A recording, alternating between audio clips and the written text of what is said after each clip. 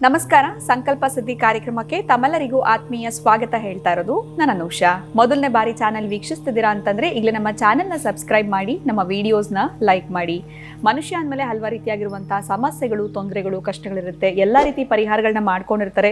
ಆದರೂ ಕೂಡ ಇರುವಂತಹ ಸಮಸ್ಯೆಗಳಿಂದ ಹೊರಗಡೆ ಬರೋಕ್ಕಾಗ್ತಾ ಇಲ್ಲ ಅಂತಂದ್ರೆ ಖಂಡಿತವಾಗ್ಲೂ ಚಿಂತೆ ಮಾಡಬೇಡಿ. ಅಕ್ಷಯ ವೃಕ್ಷ ಇದ್ದಲ್ಲಿ ನಿಮ್ಮ ಎಲ್ಲ ಒಂದು ತೊಂದರೆಗಳಿಂದ, ಸಮಸ್ಯೆಗಳಿಂದ ನೀವು ಆದಷ್ಟು ಬೇಗ ಹೊರಗಡೆ ಬರಬಹುದು. ಇದ್ರ ಬಗ್ಗೆ ನಿಮಗೆ ಹೆಚ್ಚಿನ ಮಾಹಿತಿ ಬೇಕಿದ್ದಲ್ಲಿ ಸ್ಕ್ರೀನ್ ಮೇಲೆ ಬರ್ತಿರುವಂತಹ ಸಂಖ್ಯೆಗಳಿಗೆ ನೀವು ಕಾಲ್ ಮಾಡಬಹುದು. ಇನ್ನು ಕಾರ್ಯಕ್ರಮದಲ್ಲಿ ನಮ್ಮ ಜೊತೆಲಿದ್ದಾರೆ ಸ್ಪಿರಿಚುವಲ್ ಗುರು ಡಾಕ್ಟರ್ ವಿಷ್ಣುದತ್ತ ಗುರುಜಿಯವರು. ಗುರುಗಳನ್ನ ಕಾರ್ಯಕ್ರಮಕ್ಕೆ ಬರ್ಮಾಡ್ಕೊಳ್ಳೋಣ. ನಮಸ್ತೆ ಗುರುಗಳೇ, ಕಾರ್ಯಕ್ರಮಕ್ಕೆ ಭಕ್ತಿಯ ಸ್ವಾಗತ. ಶನಿ ಬದಲಾವಣೆಯಿಂದ ಯಾವ ರೀತಿಯಾಗಿರುವಂತಹ ಫಲಾನುಫಲಗಳಿರುತ್ತೆ ಅಂತ ಪ್ರತಿಯೊಂದು ರಾಶಿಯವರ ಬಗ್ಗೆ ಕೂಡ ನಮಗೆ ತಿಳಿಸ್ಕೊಡ್ತಾ ಬಂದಿದ್ದೀರಾ. ಇನ್ನು ಇವತ್ತಿನ ಕಾರ್ಯಕ್ರಮದಲ್ಲಿ ಕರ್ಕಾಟಕ ರಾಶಿಯವರಿಗೆ ಯಾವ ರೀತಿಯಾಗಿರುವಂತಹ ಫಲಾನುಫಲಗಳಿರುತ್ತೆ ಇದ್ರ ಬಗ್ಗೆ ತಿಳಿಸಿ. ಓಂ ವಿಶ್ವಸ್ಮೈ ನಮಃ. ಪ್ರೀತಿಯ ಬಂಧುಗಳೇ, ಇನ್ನು ಕಟಕ ರಾಶಿಯವರಿಗೆ ನೀವು ಈ 2.5 ವರ್ಷದಿಂದ ಈ ಅರ್ಧಾಷ್ಟಮ ಶನಿ ಅಂತ ಏನು ದೋಷ ಇತ್ತೋ ಆ ಅರ್ಧಾಷ್ಟಮ ಶನಿಯ ದೋಷದಿಂದ ಬಿಡುಗಡೆ ಹೊಂದುತ್ತಾ ಇದ್ದೀರಿ, ಮುಕ್ತಿ ಹೊಂದುತ್ತಾ ಇದ್ದೀರಿ. ಈಗ ಕಾಲಗಳಿದಾವಲ್ಲ, ವರ್ಷ ಪೂರ್ತಿ ಬೇಸಿಗೆ ಕಾಲ ಇದ್ದರೆ ಏನಾಗುತ್ತೆ ನಮ್ಮ ಬದುಕೇಳಿ? 40-45 ಟೆಂಪ್ರೇಚರ್ ಇದ್ದರೆ ಕತೆ ಏನು ಮಾಡಬೇಕು? ವರ್ಷ ಪೂರ್ತಿ ಏನೇನಾಗಬೇಡ, ಜೀವರಾಶಿಗಳು ಅಲ್ಲೋಲ ಕಲ್ಲೋಲ ಆಗ್ಬೇಡ. ಹಾಗೆ ನಮ್ಮ ಬದುಕು ಕೂಡ ಬಹುಶಃ ಕರ್ಕಾಟಕ ರಾಶಿನವ್ರಿಗಾಗೆಲ್ಲ ಕೂಡ ಅನುಭವಿಸಿರುತ್ತೀರಿ.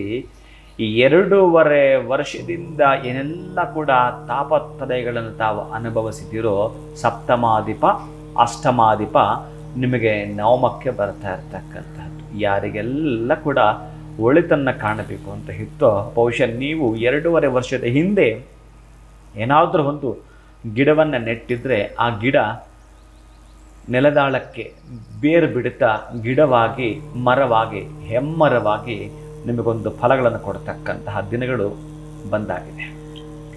ಈ ಮಾರ್ಚ್ 29 ನಂತರ ಬಹುಶಃ ಇನ್ನು 2.5 ವರ್ಷ ಏನಿದೆಯೋ ನಿಮ್ಮ ಕನಸನ್ನು ನನಸು ಮಾಡಿಕೊಳ್ತೀರಿ. ಇದಕ್ಕೆ ನೀವೇನು ಮಾಡ್ಕೋಬೇಕು ಗೊತ್ತಾ? ಸಿದ್ಧರಾಗಬೇಕು.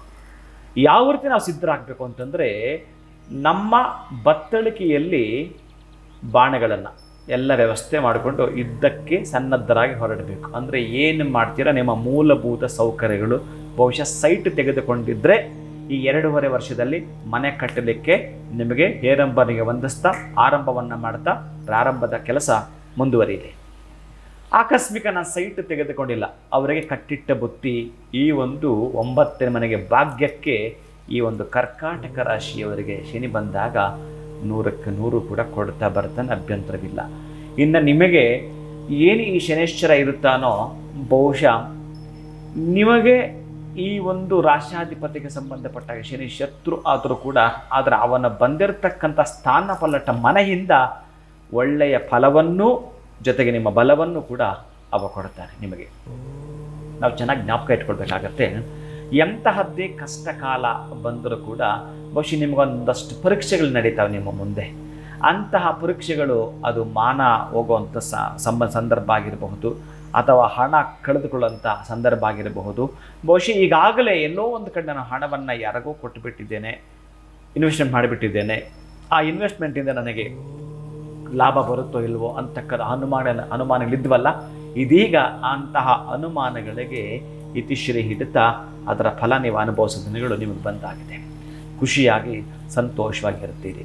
ಆದರೆ ನೀವು ಚೆನ್ನಾಗಿ ಜ್ಞಾಪಕ ಇಟ್ಕೊಂಡು ಏನಾದರೂ ಮುಂದುವರಿತೀವಿ ಅಂತಂದರೆ ಬಹುಶಃ ನಂದು ಒಂದು ಶಬ್ದ ನಾನು ಹೆಚ್ಚರಿಸಿ ಹೇಳ್ತಕ್ಕಂತಹದ್ದು, ಕರುಣೆ ಬಂದರೆ ಕಾಯೋ, ಮರಣ ಬಂದರೆ ಒಯ್ಯೋ ಅನ್ನೋ ಸಿದ್ಧಾಂತಕ್ಕೆ ನಾವು ರೆಡಿ ಇರಬೇಕು. ಯಾವತ್ತಿಗೂ ಅಷ್ಟೇ ಇದು ನಿಮ್ಮ ಸಿದ್ಧಾಂತವಾಗಬೇಕು. ಇನ್ನು ಉಳಿದಾಗೆ ಭಗವಂತ ನಿಮಗೆ ಏನು ಬೇಕು ಅಂತಂದರೆ ಅಂಥ ಐಶ್ವರ್ಯವನ್ನೇ ಅವ ಕರುಣಿಸಿಕೊಡುತ್ತಾನೆ. ಅಂತಹದ್ದು ಈ ಒಂದು ಕರ್ಕಾಟಕ ರಾಶಿಯವರಿಗೆ ಭಾಗ್ಯಕ್ಕೆ ಬಂದಿರತಕ್ಕಂತಹ ಶನೇಶ್ವರ ಕೊಡುತ್ತಾನೆ.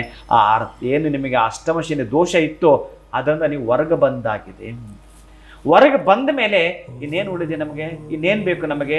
ಇನ್ನೇನೋ ನಮ್ಮದಾಗಿರ್ತಕ್ಕಂಥ ಪೂರ್ವ ತಯಾರಿ ನಡೆಸಿಕೊಳ್ಳುತ್ತಾ ಅದರಿಂದ ನಾವೇನು ಪಡೆದುಕೊಳ್ಳಬೇಕು ಅದಕ್ಕೆ ನಾವು ರೆಡಿ ಆಗಬೇಕು, ಸಿದ್ಧತೆ ಆಗಬೇಕು.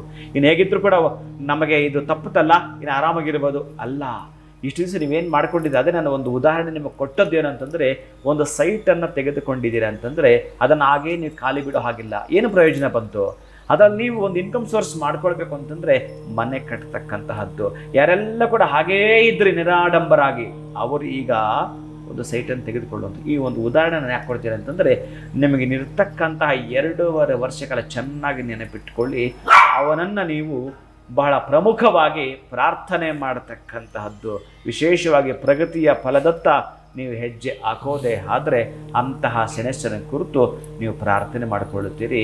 ಇನ್ನು ನೀವು ಇಲ್ಲಿ ಕರ್ಕಾಟಕ ರಾಶಿಯವರು ಎಳ್ಳೆಣ್ಣೆ, ಎಳ್ಳು, ಕಬ್ಬಿಣವನ್ನು ನಿಮಗೆ ಸಾಧ್ಯವಾದಷ್ಟು ದಾನ ಮಾಡಿಕೊಳ್ತಾ ಶನೈಶ್ವರ ಪ್ರಾರ್ಥನೆ ಮಾಡುತ್ತಾ ಬರ್ತೀರಿ. ಅತ್ಯಂತ ವಿಶೇಷದ ಫಲ ತಾವು ಕಾಣ್ತೀರಿ.